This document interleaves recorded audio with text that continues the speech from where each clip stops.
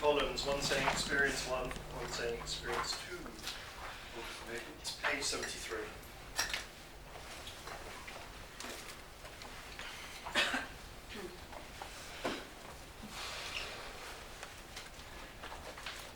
If we get through what I want to do with this, then we'll actually move on to a swish pattern today as well.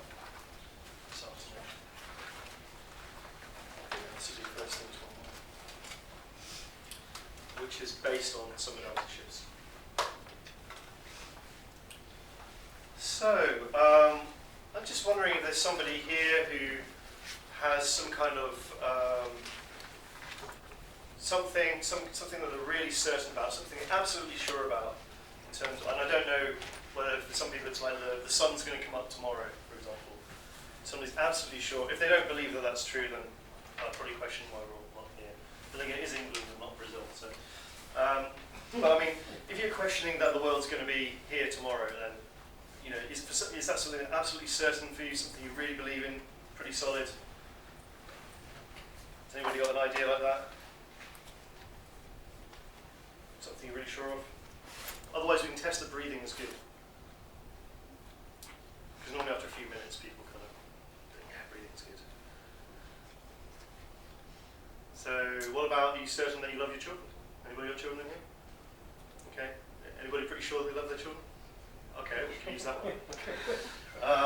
That's good. Heidi, I'd like to, you want to come out? I'd like to work different. More variety though. Just want to grab a seat, I don't think. So we'll be doing this as pairs in a short moment. I'm going to do part of this. So, hi Heidi, how you doing? Good, thanks. Come on, just going to ask you to close your eyes. Once we get down to business. So, alright Heidi, so I'm just going to ask you to recall one of these special experiences about your children. How many children have you got? 3. You have 3 children, okay. So I want to choose some special experiences that really is connected for you with just how much you love them and how loving them is so important for you, what this really means for you. And just want you to see what you see, hear what you hear, feel what you feel in relation to this, knowing what this is all about for you. And I'm not going to ask you to share what the specific experience is. This is about your connection with what's important for you. So Heidi, I'm going to ask you to point to, is it like, so when you're breathing this way, and that's right, and then you're experiencing what you're experiencing, feeling what you're feeling. I'm just going to ask you, is there a visual component to this as well? You're seeing specifically? Yeah. Sorry. And is there, how many images are there? There's one. Can you point to it? Okay. So it's about there specifically. And can you, what about the distance from you, the picture? About arm's length. About arm's length, okay. So it's about arm's length and it's about there. So it's showing us distance, location. What about the size of the image? Can you show us with your hands? Yeah, it's about this big. About that big? Right, okay. And is it like a picture or is it more like a movie? Is it a movie? No, it's a picture. It's a picture, so it's like a still picture, like a snapshot. Okay. And is it colour or is it black and white? Colour. It's colour, okay. I'm just wondering, is that clear in focus? Yeah. Yeah, okay. And is there a border around this, or is it like borderless? Yeah, there's border. There's a border, okay. And you've shown us the size of it. Can you show us again the location? Yeah, it's there. Okay. So it's there, right, good. And I'm just wondering in terms of, is this 2D, two-dimensional, or is it three-dimensional? It's three-dimensional. It's three-dimensional. Okay. And any sounds connected with this experience? Yeah. Yeah. How many sounds are there? Sounds of my children. Sounds of your children, yeah. And where are the sounds coming from?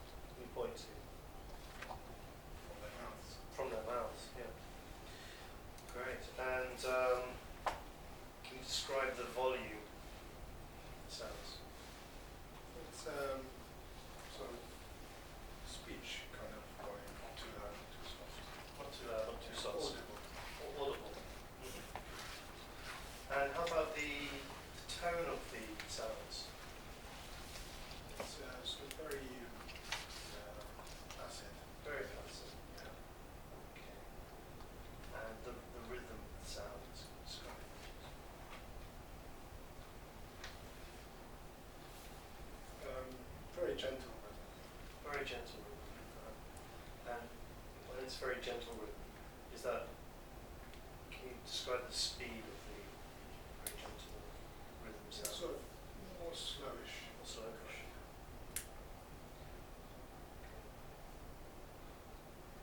And when you're seeing this and hearing this, the children there and the audible sound, and certain rhythm, tempo, just the way that it is. Just wondering where the good feelings start in your body. And when you feel really good about this, you see this, you hear this, you're experiencing this. You have a how would you describe your feeling? Yeah, I mean, starts definitely here. Starts definitely. Yeah. Yeah. Great. That's right. And starts there. And where else do you feel it in your body? Back of my head. Back of my head. Yeah. So it starts there in your chest and it goes up the back of your head and has a certain direction to it, doesn't it? Yeah, it goes from the back to the front. That's right. Yeah. He was showing us, wasn't he, in a sense? This will be relevant to other stuff we're doing later on, of course. Great. And just wondering, is there any temperature associated with this experience? Yeah, normal sort of temperature, nothing extreme. Yeah, that's normal temperature. And are you smiling? You're smiling now. Are you smiling in the experience? Yeah. Definitely smiling. Okay. And yeah, just wondering how you're breathing in this experience. Yeah. Very well, very deep. Very well. You notice how chuckled and amplified the statement. So that's like a trigger for breathing. Just smiling. And just wondering, when you're seeing this happen and you're hearing this and you're experiencing all this, you're feeling what you're feeling there in your chest and it comes up into your back of your head and comes around that way. And you feel that it's experiencing this way. And you're noticing the way you breathe, breathing the way you breathe in this situation, as you smile. Yeah. I'm just wondering, are you experiencing this as if it's through your own eyes, or are you seeing yourself in the experience? No, I see it through my own eyes. You see it through your own eyes, yeah. And when you're seeing it through your own eyes, how does that feel? Feels great. Feels great. Good, good. Any smells or tastes connected to this experience?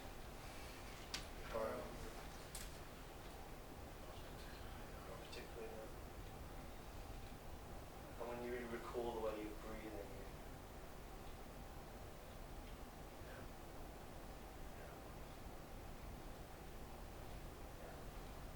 and what's the best part of all of this for you? Just looking at them. Just looking at Yeah. them. Yeah. Just looking at them. As you just look at them and start to smile. Yeah. You have this feeling. Right, okay, thanks. So so what I basically did here was I went through pretty much freestyle, a number of different submodalities. I'm going to ask you to go through each one by one for the experience of actually going through these different categories as you're going through submodality distinctions.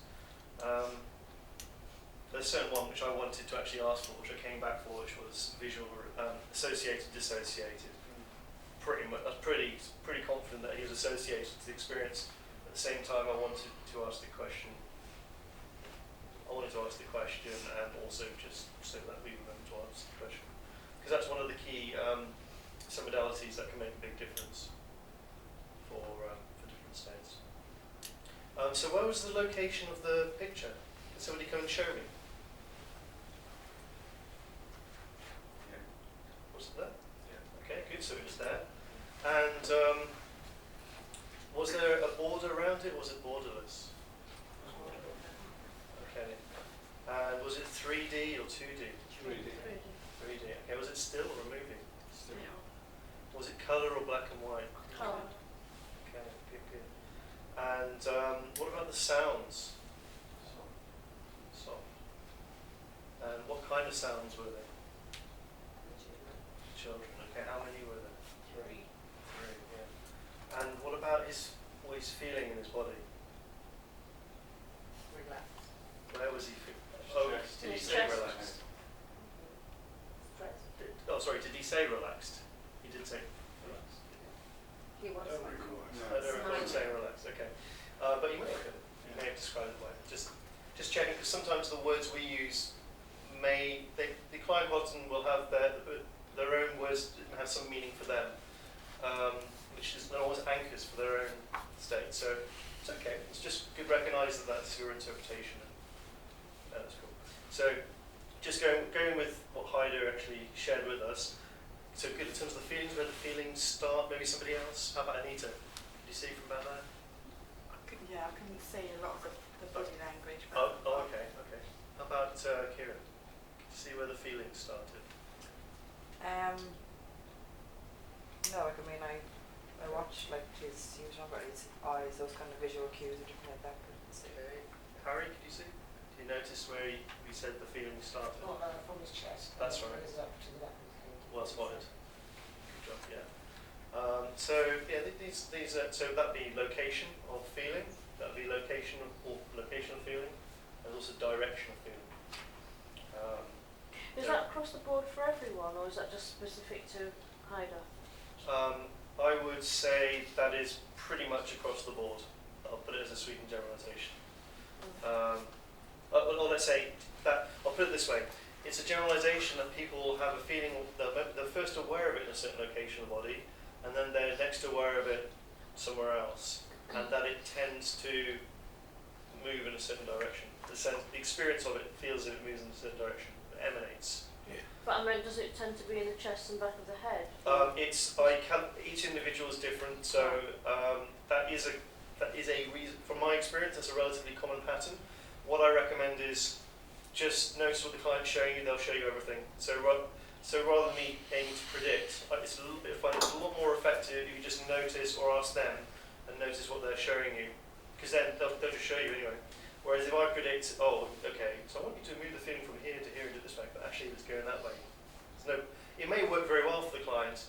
If you're doing some amplification work, which we'll do all this kind of stuff, first thing is to notice it. It may work very, very well with the person in front of you. At the same time, if they've already got something that's working well, you might as well use it. So it's not working what they already do, how the feeling, they already experience the feeling, the ingredients of their own state. And then you find certain variables, and then you can actually amplify it, build it up so even more powerful. Anchor it, connect it, direct it towards their future. Bang, powerful stuff. So yeah, good questions. Initially, the main thing I recommend is calibration. So noticing what the person's showing you, and they will show you most things. If you're not sure, but ask them. Generally, it's better to ask the person. You sometimes test things out. So it is a little bit more like this. Generally, I would lead with just noticing what they're showing you. They'll show you most things most of the time. If you're not quite sure, ask them. And if you're not quite getting what you want from them, then you can, with a little bit of experience, you sort of lead in with a few bits and ask them, it's a bit like this, a bit like that. Most of the time, they'll show you, 90% of the time, they'll be showing you most stuff in front of you. Okay. Obviously, we've gone through this process Yeah. to ascertain where they are and their feelings. Yeah. Once we have or elicited that information, how do we start using that information Yeah. to take it to the next level? Yeah. I'm going to show you all that. So, most of what you're going to be doing in all the NLP stuff that we're doing, swish pattern will be around submodalities, and in fact, we'll do something specifically with this just on submodalities in a moment, for sure. So yeah, all of what we're doing is going to be based on this kind of stuff. So first thing is to notice where it's coming from, then you can do change work with it. I'll hold back a little bit. I don't want to go into it, but I'll give you a quick example, like if you like, just a few little tidbits, if you like. The breathing. So breathing was a particular variable. If you're modelling his state, breathing, noticing the ones that amplify the experience, and he starts to smile. You can ask him to really focus in on his breathing and breathe the way he breathes. And as he starts to do that, he starts to really get the sense of what that state's like. Because the breathing is a signature, which is how wonderful he feels when he's in that kind of state. So you could ask him to really focus in on that. The picture was clear, predominance in colour, so that's important. The other thing, the things you could do if you want to. I prefer, with this experience, we're calibrating what the state is, calibrating and listing what the state is. I personally didn't want to do anything, because it's quite such a personal, special experience. What I found with when people describe experiences with their children or loved ones, quite often it can be quite beautiful the way it is. And so I wouldn't generally. What we could do is you could ask him to actually, if he was to make that picture bigger and brighter and bring it closer, how that would feel if it amplifies the feeling. And if it does, he brings it closer and it feels even more wonderful. If he starts to even get a little tear in his eye or to feel emotional, then you start to, I'm doing this very gently, right?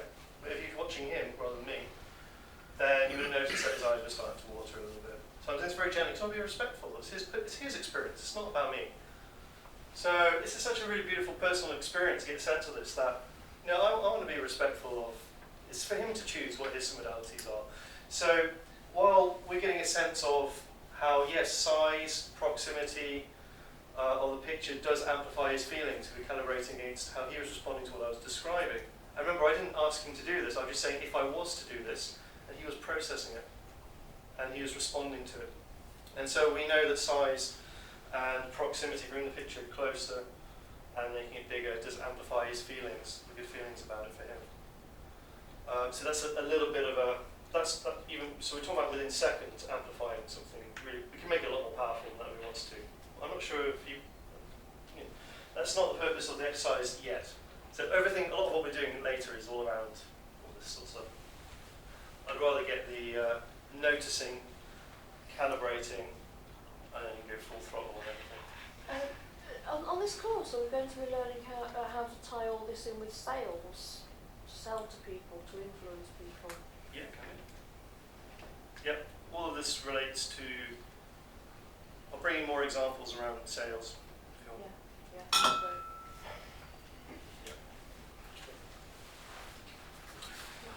great. Right. So, thanks for that.